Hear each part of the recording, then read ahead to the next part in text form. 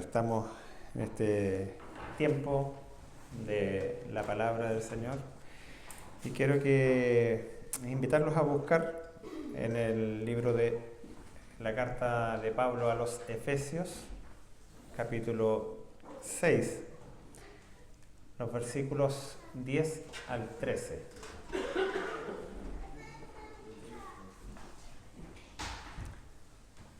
En los Efesios, capítulo 10, versículos 10 al 13.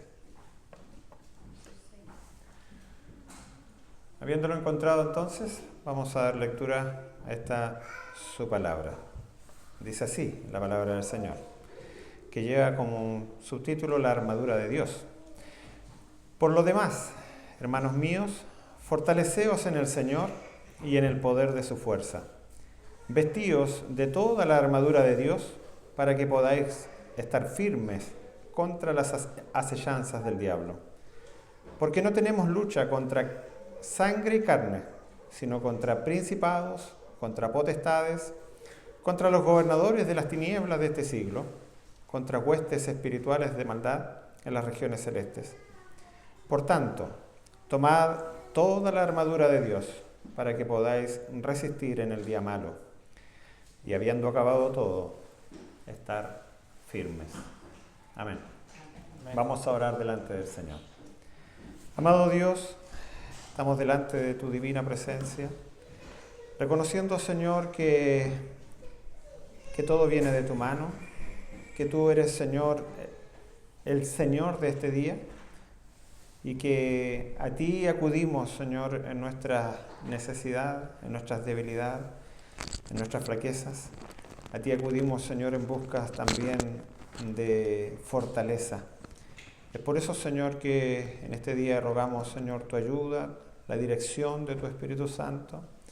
Necesitamos la guía, Señor, en cada uno de nosotros para que la porción, Señor, leída en esta hora sea de motivo de provecho y edificación para nuestras vidas.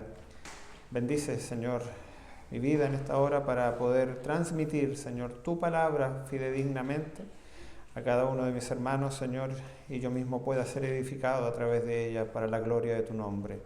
Te lo pedimos por Jesús nuestro Salvador. Amén. Este pasaje que tenemos hoy lo he titulado Las luchas espirituales del creyente. Y recordaba pasaje en las Escrituras que está allá en Primera de Samuel, capítulo 17, cuando un joven pastor se enfrenta a un gigante, un Goliat. Dice la Escritura de que Goliat era un guerrero y lo describe como un gigante. De hecho, si lo traducimos, la medida que relata allí de 6 codos y un palmo, son casi 3 metros de alto. Dice que armado con corazas, armado con espadas que pesaban una cantidad enorme en ciclos de bronce, en fin, tenía todo un equipamiento para la guerra. Y por el contrario estaba ese joven pastor que lo único que tenía era una honda y una piedra, pero que iba en el nombre de Dios. Y ese joven pequeño vence a ese gigante, porque Dios y de Dios es la batalla.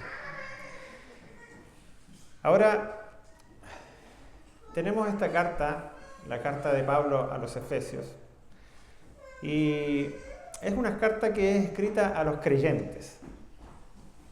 Los hermanos que estaban en Efesios eran creyentes, eran hijos de Dios. Estaban allí porque Pablo mismo había comenzado también en ellos esta evangelización, les había hablado del evangelio. Y ahora, en este contexto, Pablo está preso en su primer encarcelamiento en Roma, aproximadamente el año 60-62 después de Cristo, escrita esta carta desde una prisión. Y allí escribe animando y fortaleciendo a los hermanos en Efesios. Y es una de las cartas menos en forma personal, que me agradan mucho, que me gustan mucho por la profundidad, por la riqueza que tiene, por cómo muestra la gracia de Dios, cómo muestra la obra de Cristo, cómo muestra la unidad de la iglesia, en fin, cada una de estas, y cómo aplica el Evangelio en el final de la carta. Entonces, esta carta en general se puede dividir en dos grandes partes, que desde el capítulo 1 al 3 es la carta doctrinal de Pablo, y del 4 al 6 es la aplicación del Evangelio en la vida de estos hermanos. Entonces, como ya digo, los capítulos 4 al 6 tienen muchas aplicaciones prácticas y alusiones de cómo debe lucir la vida de un creyente, cómo debe verse, cómo nos ve el mundo. Y esa es la forma en cómo él aplica. Es así como vemos una exhortación desde del capítulo 5 y 6 hacia el matrimonio, cómo debe ser el matrimonio, cómo debe ser la relación de padre e hijo, cómo debe ser la relación del hijo hacia los padres, cómo debe ser la relación del empleado con su patrón. En este caso habla de siervos y amos, o esclavos y amos, y viceversa. Entonces toda esta aplicación práctica se ve como algo a lo mejor un poco complejo, y es por eso que llegamos también a los versículos que hemos leído en esta hora, donde de alguna manera nos muestra esta forma en que nosotros debemos apropiarnos de estas verdades, pero asimismo también tenemos que echar mano de una ayuda especial. Este sermón lo he dividido en 3 partes. Versículo 10, para aclararnos, para recordarnos que no somos autosuficientes. No somos autosuficientes, no somos independientes nosotros. Los versículos 11 y 12, nuestra lucha espiritual en dependencia de Dios. Y el versículo 13, Dios promete equiparnos. Bueno, comenzando entonces con esto y dando este contexto de lo que es la carta y estos versículos, diría que si la vida del creyente fuera fácil, si fuera algo que nosotros pudiéramos llevar, o cualquier persona pudiera llevar la vida de cristiano, entonces no tendríamos tanta exhortación en la Escritura y no tendríamos que pasar tanto tiempo nosotros tratando de aprender cómo llevar esta vida. No es una vida sencilla, no es fácil. El Señor mismo nos lo dijo. Él, cuando oró por sus discípulos y antes de comenzar en el último momento en que estuvo con ellos, les dijo: en el mundo tendréis aflicción, pero confiad, yo he vencido al mundo. Entonces, nosotros tenemos a través de la misma Escritura que nos muestra que la vida del cristiano es una vida que también no va a ser fácil. Pablo le dice a Timoteo: y también todos los que quieran vivir piadosamente en Cristo Jesús padecerán persecución. Y esto tal vez pudiera resultar un poco desalentador. Sin embargo, nosotros debemos considerar la palabra del Señor y siempre considerar la palabra del Señor. Jesús les dijo: bienaventurados. ¿Se recuerdan el Sermón del Monte? Les dijo también: bienaventurados sois cuando por mi causa os vituperen y os persigan y digan toda clase de mal contra vosotros, mintiendo. Entonces, este regalo de la salvación, este regalo del Evangelio, en este paquete también vienen incluidas las aflicciones y las luchas. No es algo que simplemente va a ser algo esporádico o algo que quizás nunca nos va a pasar. No. Está incluido. está incluido dentro de eso y no podemos nosotros dejarlo de lado. Pero recuerde también que en el libro de Apocalipsis, cuando dice quiénes entrarán o quiénes no entrarán en el reino de Dios, dice, pero los cobardes, y eso encabeza la lista. Los cobardes, los mentirosos, los asesinos, en fin, todos los adúlteros. Pero los cobardes. Entonces el llamado del Señor es a ser valientes, a animarnos. Por eso Jesús también lo dijo, el reino de los cielos se hace fuerte y los valientes lo arrebatan.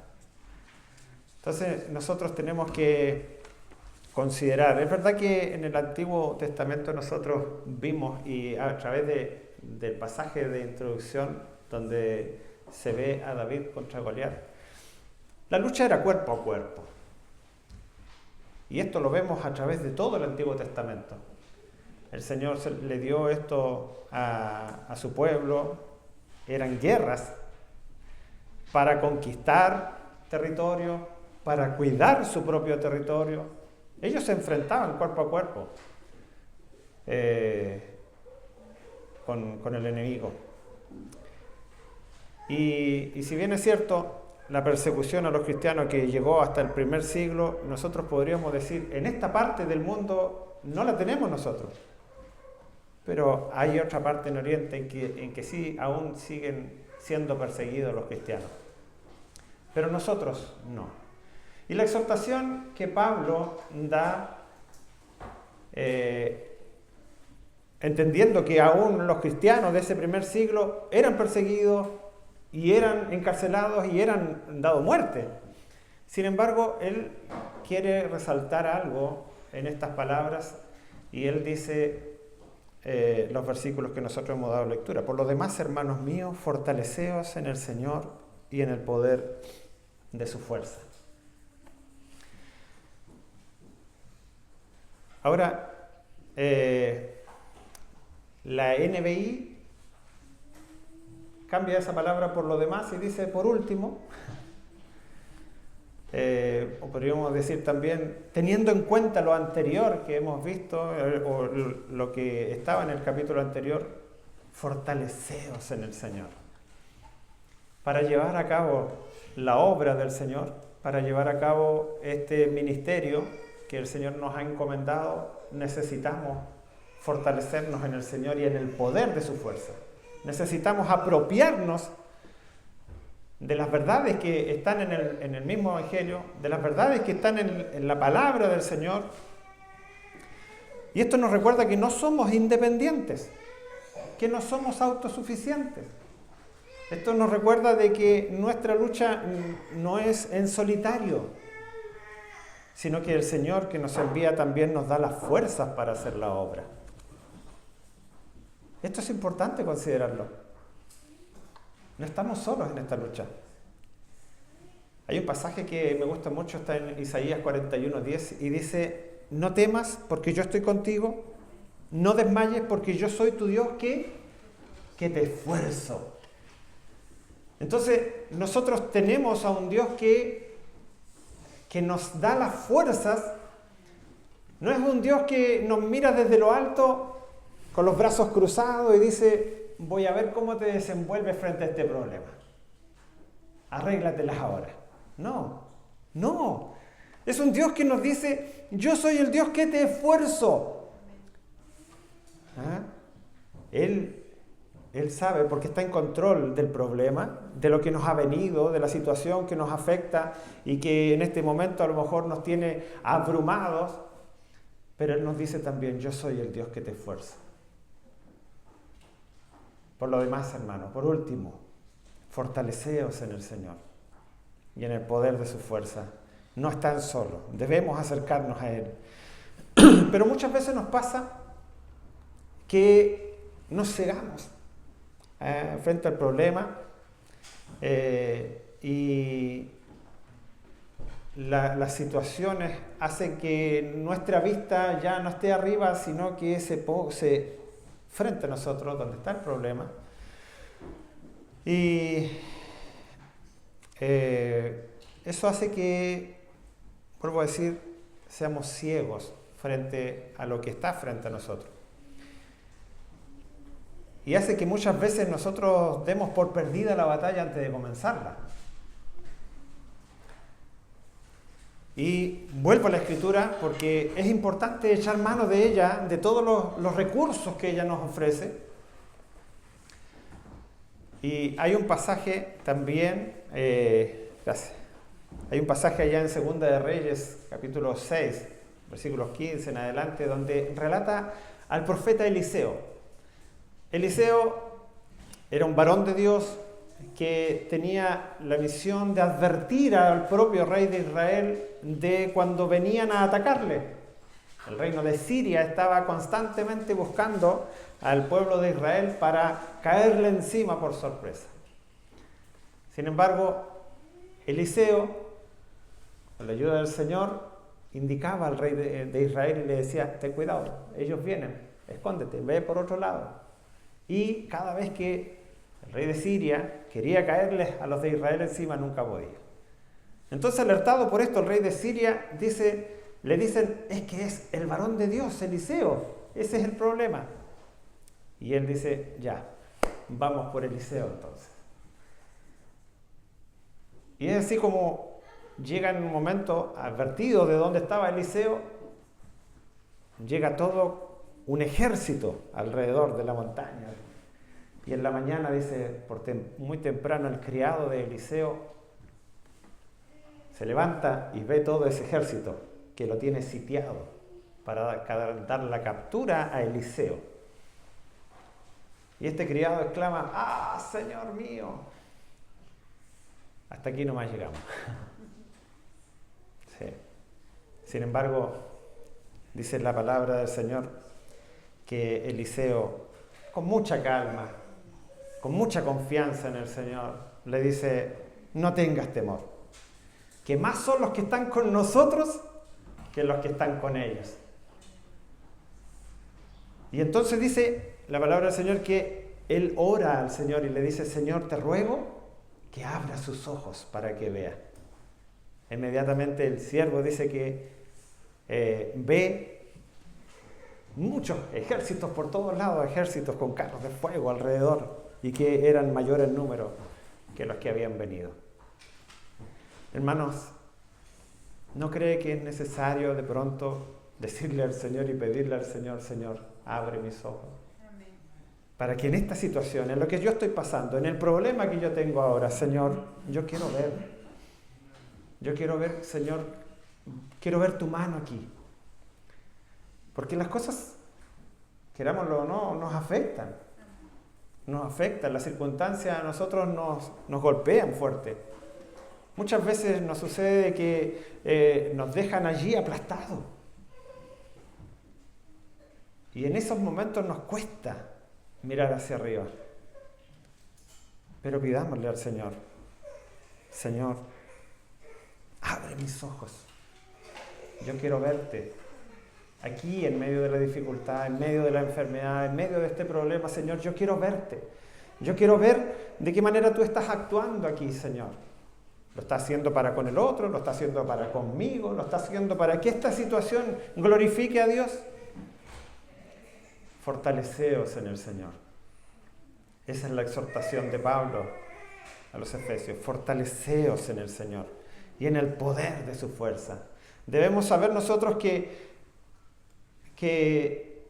esta batalla, esta guerra que tenemos, que es espiritual, Dios está en control. Esta batalla, esta guerra comenzó allá en Génesis, comenzó allá en el Edén, en el paraíso, y se ha extendido a través del tiempo. Pero nosotros debemos saber de que ese Satanás que nos muestra la Escritura está subordinado a Dios, que tiene sus movimientos limitados a la soberanía de Dios, que no es alguien que se mueva en forma independiente, que no es alguien que de pronto me va a caer encima y yo no voy a saber qué hacer. No. Es alguien que tiene que ir, como lo declara Job 1, tiene que ir a la presencia del Señor y pedirle permiso a Dios para tratar con uno de sus hijos. Y ese Dios que permite que seamos violentados, que seamos atacados, ese Dios también ha prometido no soltarnos de su mano. Ese Dios ha prometido fortalecernos en medio del problema. Ese Dios ha prometido que Él va a estar con nosotros todos los días. Es necesario entonces que nosotros veamos en medio de la dificultad, en medio del problema, en medio de eso que nos hace enojar con alguna persona que está enfrente de nosotros, necesario saber qué es lo que hay detrás de eso, qué es lo que realmente está sucediendo allí. Si hay algo más, porque muchas veces perdemos de vista de que somos seres espirituales, que estamos en un mundo espiritual y que tenemos lucha que no son cuerpo a cuerpo, que tenemos un enemigo, como dice Pedro, que anda como león rugiente buscando a quien devorar. Y a lo mejor va a suceder de que alguien está siendo un instrumento en las manos de Satanás en algún momento dado de nuestra vida. Recuerda lo que pasó con Pedro. Y esa persona puede estar llena de buenas intenciones como lo hizo Pedro. Cuando Jesús está hablando con sus discípulos, les dice, es necesario de que yo vaya a la muerte, es necesario que yo sea entregado en manos de los sacerdotes y sea crucificado. Pedro, movido, él dice, pero Señor, no permitas que tal te acontezca. No lo permitas, Señor. Jesús lo toma del hombro. Gracias, Pedro, porque tú estás conmigo. ¿Le dice así? No. Le dice, apártate de mí, Satanás, porque me eres tropiezo. Pedro quería lo mejor para su maestro. Pero muchas veces eso mismo está sucediendo a nuestro alrededor. Eso mismo está sucediendo con alguien a nuestro alrededor. Y muchas veces perdemos de vista el propósito de Dios para nuestra vida. Porque nos concentramos en la persona, nos concentramos en el problema y no en que Dios está obrando, no en que Dios está en la situación, no en que Dios está en las circunstancias. Hermanos, si todo lo que nos sucede cuando estamos en Cristo tiene un propósito divino, Dios está detrás. No hay algo que se haya salido de control, no hay algo que Dios no tenga en su control.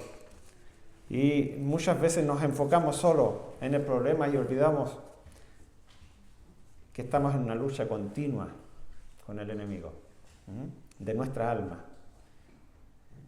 Y la palabra del Señor nos dice que tenemos 3 enemigos: el mundo, el demonio y también nuestra propia carne. Nuestra propia carne. Pablo en Romanos 7, él dice, muchas veces queriendo hacer lo bueno, me encuentro que estoy haciendo lo malo. Él dice, el pecado que mora en mí. ¡Ay de mí! ¿Quién me librará de este cuerpo de muerte? Entonces tenemos una lucha continua. Tenemos lucha.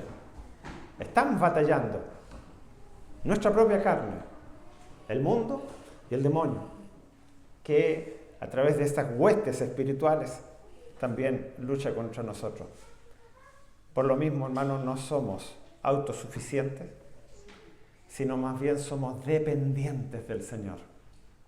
Por eso es necesario que nosotros nos fortalezcamos, que acudamos al Señor, que acudamos de acuerdo a la palabra del Señor. Señor, esta situación me tiene angustiado, me tiene oprimido, me tiene, Señor, muchas veces ni siquiera puedo adorarte, no puedo cantar, no puedo glorificar tu nombre. Señor, ayúdame. dame las fuerzas, fortalece mi vida, no me dejes caer.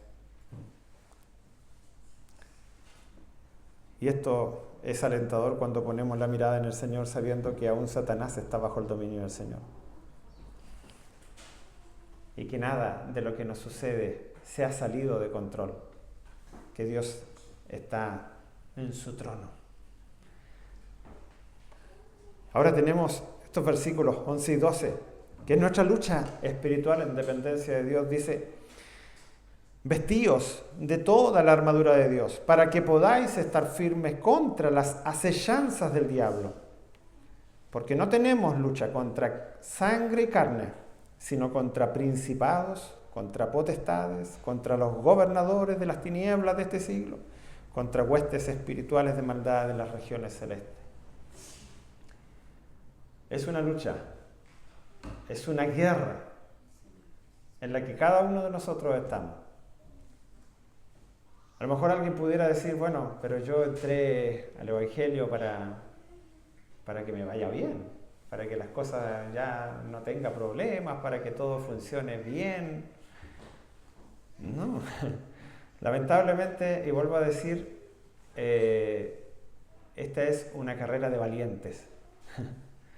Jesús, dando ejemplos muy prácticos, dijo: ¿qué hombre que quiera edificar no va primero y saca sus cuentas para ver si va a ser capaz de terminar la obra, de tener todos los materiales, no sea que no habiéndolo terminado pasen los demás y digan: mira, este comenzó a construir y hasta ahí nomás llegó? Y luego da otro ejemplo y dice: ¿qué rey que quiere ir a la batalla contra su oponente, si él tiene 10.000, el otro tiene 20.000, no saca primero las cuentas y dice: ¿sabe qué? Mejor hagamos una tregua? El Evangelio es eso. Nosotros hemos entrado por la misericordia del Señor, por su voluntad, por su gracia, pero siempre es bueno saber dónde estamos, saber qué es lo que nos ha motivado a estar en este lugar. ¿Qué nos motiva? ¿Es el reino de Dios?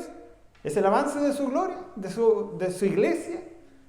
¿O es mi propia gloria? ¿O es mi propio bienestar? ¿Por qué estoy yo en este lugar?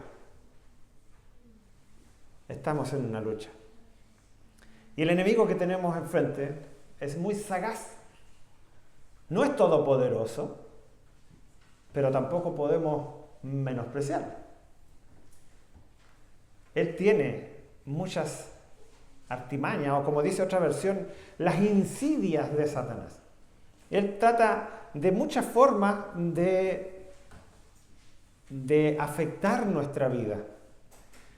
No nos olvidemos cuál fue lo que él quiso hacer con nuestros primeros padres allá. Él le dijo a la respuesta de Eva: de todo podemos comer, pero de lo que está en el medio del huerto, dijo Dios, no comeréis, ni lo tomaréis, para que no muráis. ¿Qué dice Satanás? No. Trató a Dios de mentiroso inmediatamente. No moriréis. Bien sabe Dios que el día que coman serán abiertos vuestros ojos y seréis semejantes a Dios. El orgullo del hombre. Tengamos cuidado en esto, porque Satanás sigue usando las mismas artimañas desde el comienzo, de la misma forma como hizo caer a nuestros primeros padres. Va a utilizar nuestro orgullo. Pero si tú eres suficiente, si tú puedes, ¿por qué tienes que tanto pedirle a Dios si tú tienes características, tú eres talentoso? No necesitas de Dios. Y a lo mejor va a ser mucho más sutil todavía. Y nos va a decir, sí, es cierto que Dios puede ayudarte, pero tú tienes que también hacer lo tuyo. Tú tienes que poner de tu parte. Tú tienes también que ayudar en tu salvación. Hermano, el apóstol Pablo dice que este enemigo también se viste como ángel de luz. Si bien es cierto, nosotros muchas veces vamos a encontrar estos dibujos o estas ilustraciones de Satanás con cachos, con un tridente allí en medio del fuego y tratando... No, Él no se va a presentar delante de nosotros como el maligno. Al contrario, Él muchas veces va a ser una persona amable, va a ser alguien que nos conquiste el corazón, pero que poco a poco comienza a desviarnos del Señor. Y esta es una batalla que nosotros comenzamos en nuestra mente. Satanás. Este es el taller, este es su primer campo de batalla. Comienza con nuestra mente. Allí entra. Por algo, la palabra del Señor nos dice allá en Romanos 12:2 que no os conforméis a este siglo, sino transformaos por medio de la renovación de vuestra mente. Porque allí es donde primero ataca. Entonces, esto lo que nosotros debemos considerar. ¿Qué está entrando por nuestra mente? ¿Qué está entrando por nuestros ojos? ¿Qué estamos escuchando a diario? ¿Con qué nos estamos alimentando a diario? Segunda a los Corintios 10, 4-6 nos dice, porque las armas de nuestra milicia no son carnales, sino poderosas en Dios para la destrucción de fortalezas, derribando argumentos y toda altivez que se levante contra el conocimiento de Dios y llevando cautivo todo pensamiento a la obediencia a Cristo. Estos pensamientos que nos vienen, debemos allí analizarlos.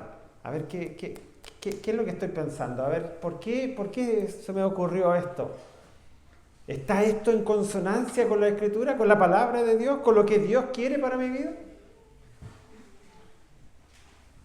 Hermanos, aquí se libra una batalla feroz en la mente. Y allí están todas estas huestes espirituales de maldad que atacan nuestra mente, que quieren entrar en nosotros y que van allí a librar esta batalla. La batalla no está fuera de nosotros. La batalla se libra dentro de nosotros. Pero contrario a lo que dice el mundo, o los psicólogos, o la ciencia, la solución no está dentro de nosotros. La solución está fuera de nosotros. Está en Cristo. Él es quien nos puede librar. Él es quien nos promete sostener. Él es quien nos va a dar la victoria. No está dentro de nosotros. Al contrario, Jeremías dice que nuestro corazón es engañoso más que todas las cosas. Y añade algo más todavía. Y perverso. Ese es nuestro corazón. Así es que cuando alguien le diga, tienes que confiar en lo que dice tu corazón. No, lo está condenando. Nos está condenando. Debemos llevar todo pensamiento cautivo a la obediencia a Cristo.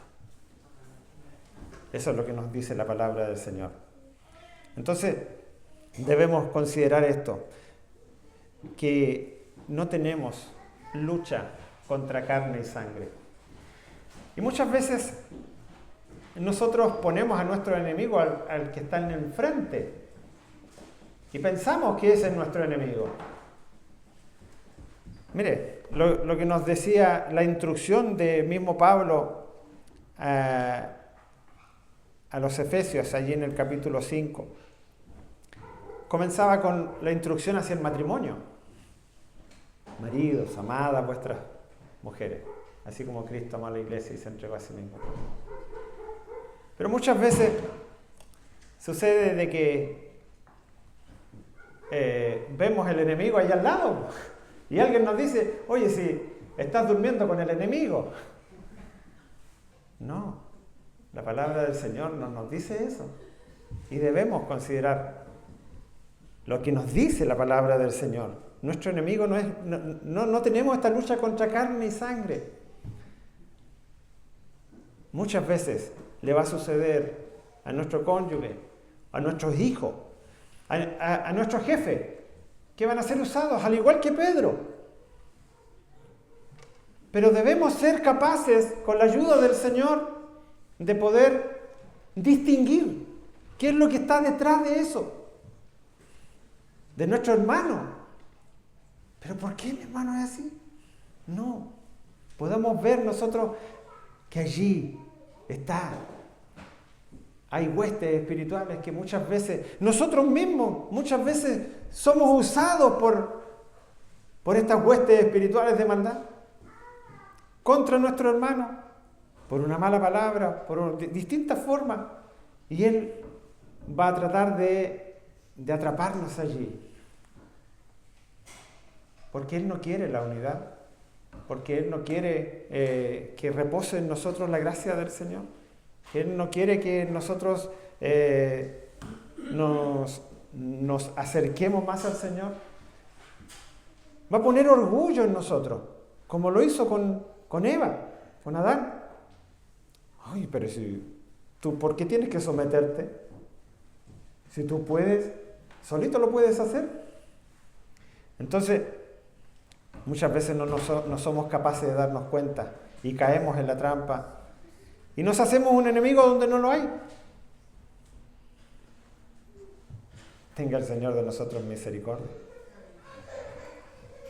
Él va a querer repetir la historia y lo ha querido hacer desde el comienzo. Él lo ha querido hacer desde el comienzo, desde allá del Edén. Cada vez que pone malos pensamientos, que pone algo en nosotros, que nos rebelemos a la autoridad de Dios, está allí, debemos detenernos. Espera, Alex. ¿Qué estás pensando? No, tu enemigo no está ahí al frente. Tu enemigo es otro. El que está al lado es tu hermano, es tu hermana, es de Cristo. Incluso puede ser un vecino, como decía anteriormente, puede ser mi jefe, o puede ser un subalterno. Pero yo debo saber distinguir qué es lo que está pasando en ese lugar, qué es lo que está pasando en este momento, y pueda yo volver al Señor. Hay una de nuestras actitudes que Satanás nunca va a poder, que no soporta, y es la humillación. Cuando nosotros nos humillamos, cuando nosotros nos arrepentimos, cuando nosotros pedimos perdón.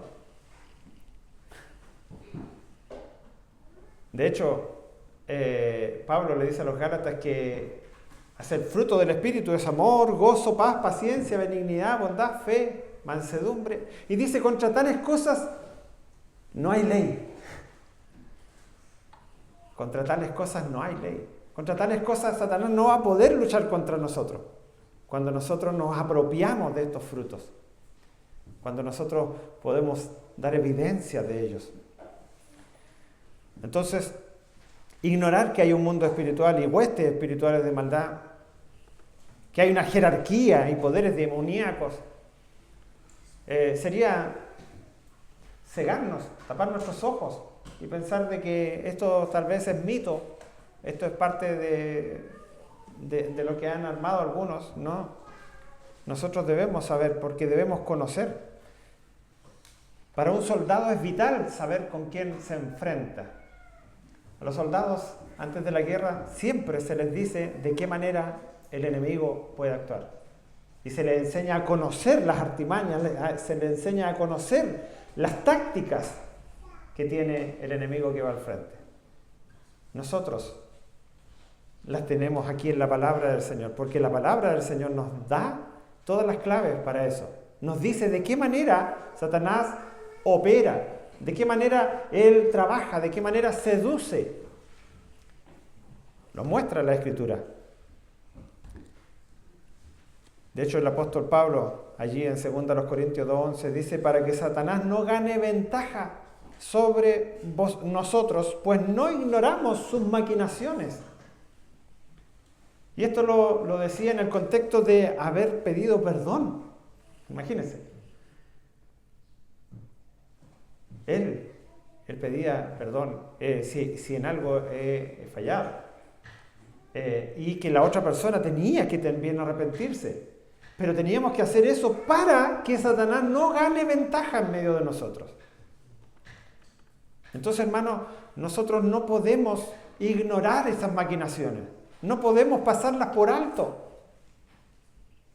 No podemos decir, bueno, pero si nosotros en la iglesia somos todos santos. En la iglesia es puro amor.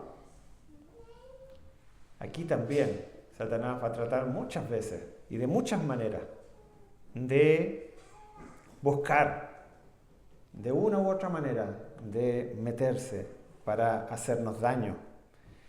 Pero quiera el Señor que podamos distinguir estas cosas. Sabemos que Satanás no es omnipotente como Dios, no es omnipresente tampoco, no está en todo lugar. Él usa así a sus aliados, huestes espirituales que van en todo lugar. Y que nosotros debemos estar apercibidos.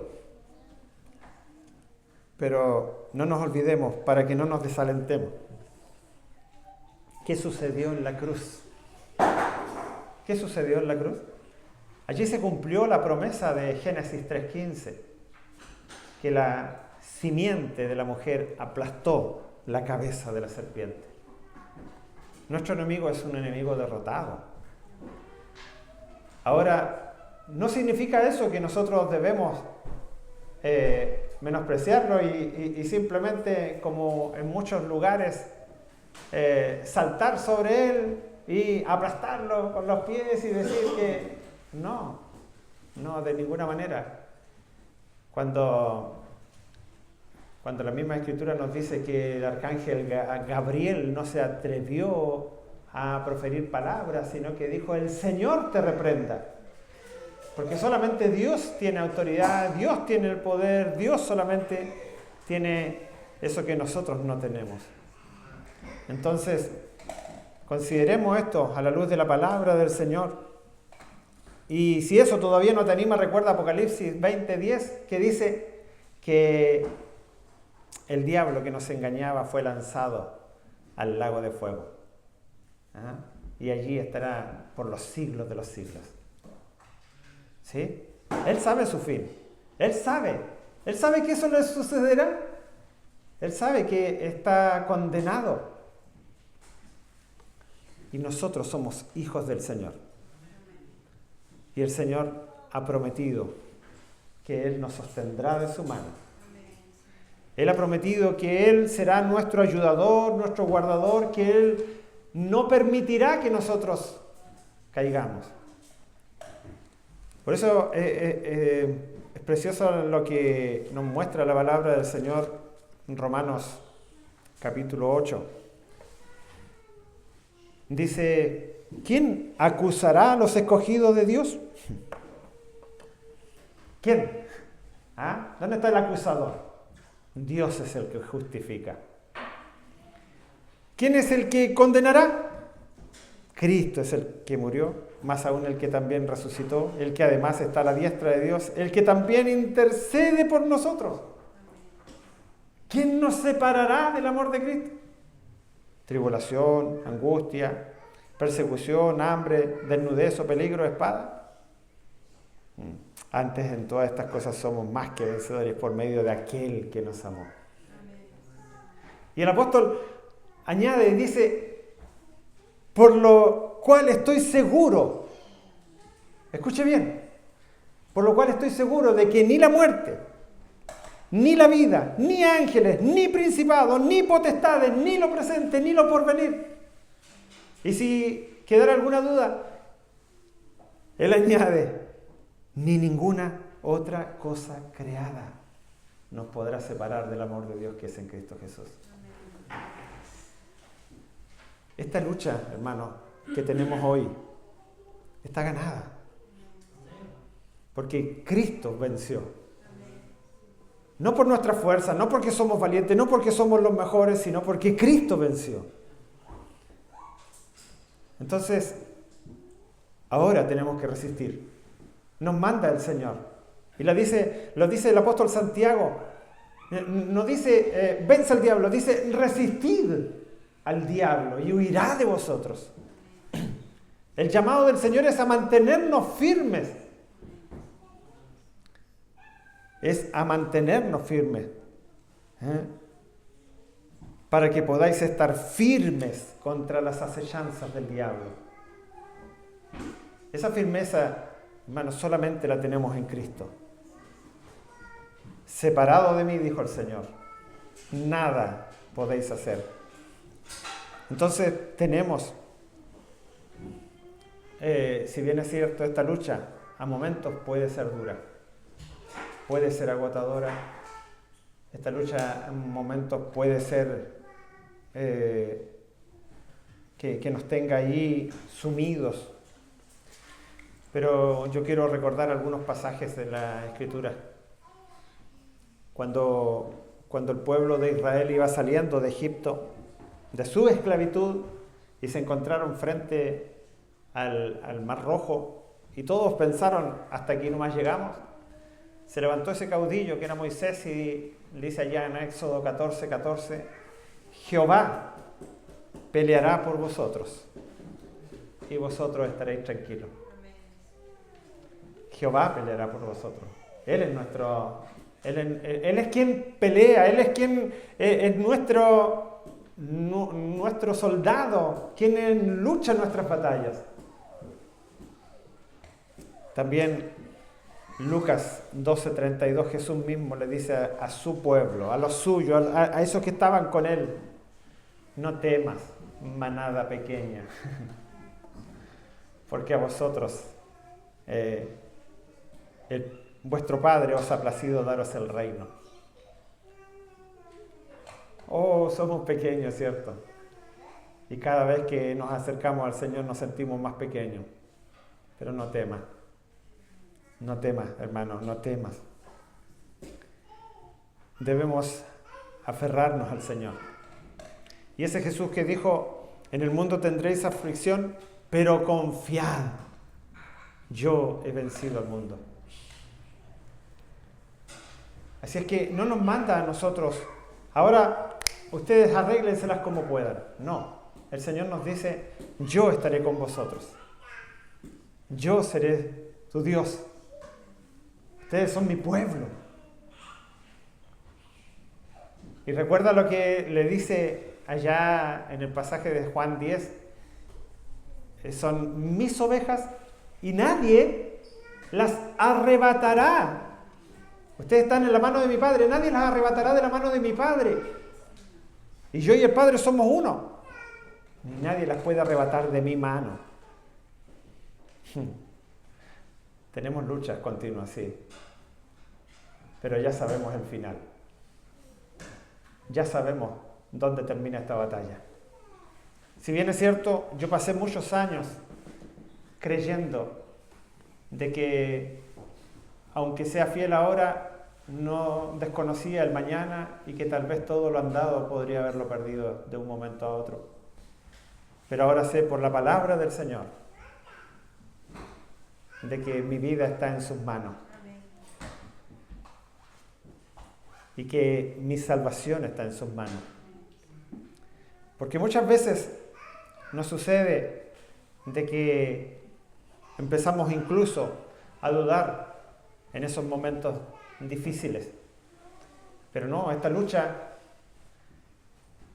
que la tenemos ganada, no está en juego nuestra salvación.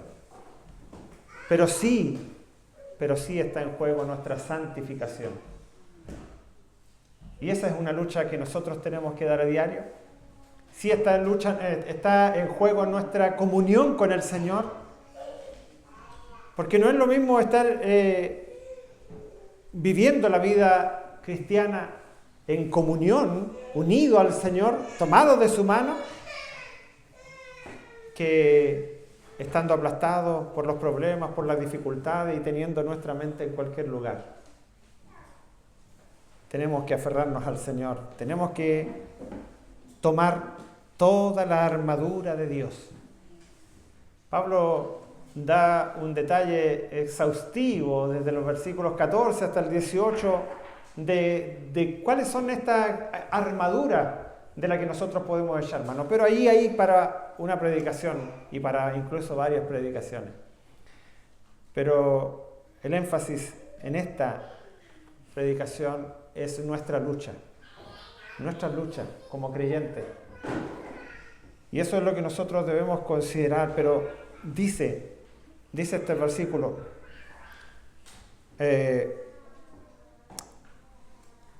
vestidos de toda la armadura de Dios. ¿Qué significa esto? Que si bien es cierto tenemos lucha, pero Dios es el quien nos provee de todo lo necesario para esa lucha. Dios provee todo. ¿Hay un ámbito, hermano, hermana, en tu vida en que te consideres más débil? Yo creo que todos. Porque la lucha de mi hermano, de mi hermana, no es la misma que la mía. Porque tal vez tienes una debilidad que yo no la tengo. Pero tú tienes una fortaleza que yo no tengo. Porque somos distintos, tenemos distintas debilidades y Satanás conoce cada una de ellas.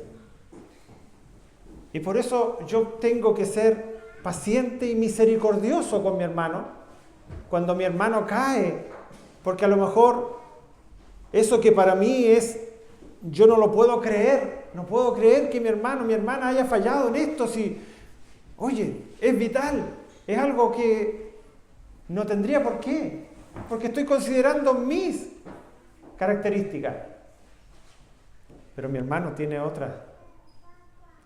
Entonces debemos ver esto y a la luz de la palabra del Señor llevarlo siempre delante del Señor. Ahora Pablo nos dice que debemos resistir en el día malo. ¿Cuál es ese día malo? ¿Será en el fin de los tiempos? No. Cualquiera puede ser ese día malo. Tal vez dentro de esta semana tuvimos un día malo. ¿Y por qué no decirlo? Tal vez hoy día, en la mañana, tuvimos un mal momento. Y tenemos que echar manos de la armadura del Señor. Tenemos que echar manos de su gracia. Tal vez en este momento estás luchando y estás teniendo ese día malo. Debemos estar preparados y apropiarnos de estas armas que son poderosas en Cristo para destrucción de fortalezas. Armémonos de eso. Por eso venimos a la casa del Señor, para eso llegamos a este lugar. No solamente para escuchar palabras y palabras, sino apropiarnos de estas verdades que están en la Escritura. ¿De qué manera esto me va a servir a mí? ¿De qué manera yo puedo echar mano de esta palabra? Tal vez hay alguien que diga, yo no tengo ningún problema. Está todo bien, estoy feliz. Todo funciona como debe funcionar. Gloria a Dios por eso. Pero no te enojes conmigo si te desanimo. Pero ese día malo viene. Ese día malo viene. Y debemos estar preparados. Ayúdenos el Señor entonces. Arropémonos con el Señor. Por eso dice vestíos de toda la armadura. Vistámonos del Señor, vistámonos con toda la armadura del Señor, con su gracia, con su amor. Vistámonos, apropiémonos de eso. Y recordemos lo que dice el apóstol Juan en Primera de Juan, que el que es nacido de Dios se guarda a sí mismo y el maligno no le toca. No le toca. Ahora, ¿significa eso que no voy a tener esa lucha yo? No, dice que no le toca porque no le puede hacer más daño. Va a luchar contra nosotros. Pero no puede llegar más allá porque el Señor dice, hasta ahí nomás te permito. No le toques su alma. Bendito el Señor. Gracias al Señor por esto. Por último, Pablo nos exhorta en el versículo 13 y dice, por tanto, tomad toda la armadura de Dios, para que podáis resistir en el día malo y habiendo acabado todo, estar firmes. Esa firmeza es la que nosotros necesitamos. De hecho, en ese párrafo hacia abajo, Pablo repite en varias ocasiones que debemos estar firmes, que debemos mantenernos firmes. Ahora, ¿eso es en nuestra fuerza? De ninguna manera, porque no la tenemos nosotros mismos, sino en dependencia de Dios. Y el enemigo que nosotros tenemos sabe cómo desalentarnos, sabe cómo sacarnos de nuestra firmeza. Yo estoy firme en el Señor, yo voy a salir hoy día como un gigante de la iglesia porque recibí fortaleza. Pero Él sabe cómo desalentarnos. Él lo va a hacer de distintas maneras. Y como ya dije, todos tenemos un punto débil. Todos tenemos un lado flaco. Y allí tratará de apuntar. Entonces, no seamos nosotros, no nos desalentemos, sino alentémonos en el Señor. Mantengámonos firmes en esta fe, en esta confianza, en esta esperanza. La duda en nosotros siempre va a hacernos caer. El que duda, dice el apóstol, que es como las ondas del mar que son llevadas de un lado para otro. Y dice el apóstol Pablo también a Timoteo que el que es de doble ánimo es inconstante en todos sus caminos. Entonces, por eso la exhortación es a mantenernos firmes. Esa firmeza, hermanos, la tenemos en el Señor. Allí tenemos que llegar, allí acerquémonos confiadamente al trono de la gracia, sabiendo que Él, como dice Hebreos 4, acerquémonos pues confiadamente al trono de la gracia para alcanzar misericordia y hallar gracia para el oportuno socorro.